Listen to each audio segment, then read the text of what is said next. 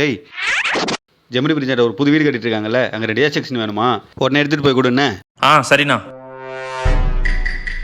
டேய், அப்புறம் அங்கே 2 மணிக்குள்ளே போனோமாண்டா. மணி இப்போ ஒன்றாச்சு, கொஞ்சம் சீக்கிரம் போ. என்னடா பண்ணுற?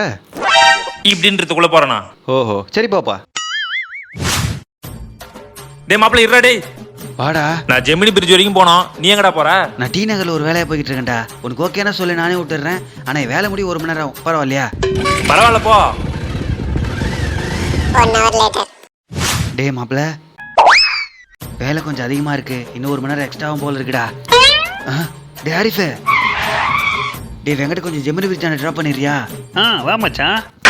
சரி ஓகேடா. மாப்பிள்ள, ராயப்பேட்டில் ஒரு சின்ன வேலை இருக்கு, அதை முடிச்சுட்டு போயிடலாமாடா, உனக்கு பரவாயில்லையா? அதுக்கு போய் நடக்குது, பரவாயில்ல போ.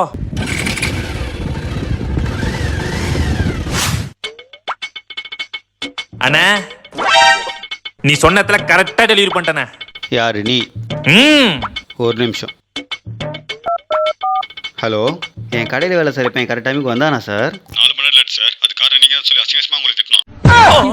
பைபிள் கோத்து விட்டானே. இதுக்கப்புறம் நீ உள்ளே வராத, அப்படியே வீட்டுக்கு போயிரு. அண்ணா என்ன சார்ண்ண ப்ளீஸ்ண்ணே, மன்னிச்சிருங்கண்ணா ப்ளீஸ்ண்ணே. சே நிறுத்து. அண்ணா இந்த ஒரு தடவை என்ன மன்னிச்சிருங்கண்ணா, இதுக்கு மேலே இந்த மாதிரி தப்பே பண்ண மாட்டேன், பிலீவ் மீண்ணே. சரி சரி போய் தொலை.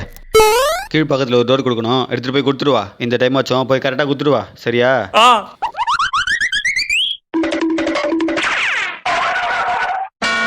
டே மாப்பிள்ள, டே வேலை, நான் நுங்கம்பாக்கம் போறேன், நீ எங்கடா போற?